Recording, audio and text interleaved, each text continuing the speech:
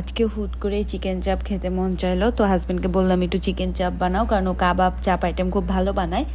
তো আমরা সুন্দর করে একটা মুরগি নিলাম, তো মুরগি নিয়ে সেটাকে কেটে ধুয়ে তারপরে সেটাকে একটু পুতা দিয়ে ছেঁচে নিলাম, কারণ যাকে বলে একটু থেতা চাপ টাইপ, তো এতে খুব মশলা ভালোভাবে ঢোকে মুরগির মধ্যে। তো তারপরে মুরগিটাকে একটু ম্যারিনেট করে নিলাম।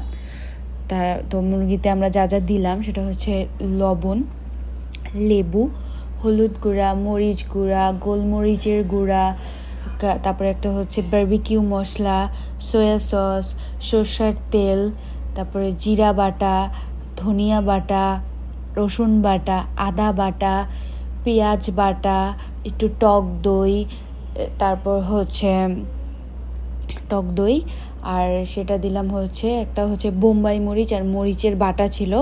তো ওটা দিয়ে সুন্দর করে মুরগিটাকে ম্যারিনেট করে পেপার দিয়ে ঢেকে আধা ঘন্টা রেস্টে দিলাম।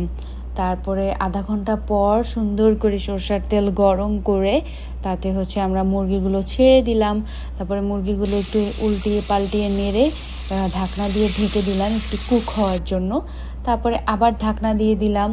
তো তারপরে মুরগি রেডি হওয়ার পরে তো সুন্দর করে আমরা প্লেটে সাজিয়ে নিলাম। তো এই তো আমাদের চিকেন চাপ আর হচ্ছে রাতের রুটি। তো এটা দিয়ে আমরা রাতের ডিনার শেষ করে ফেলি।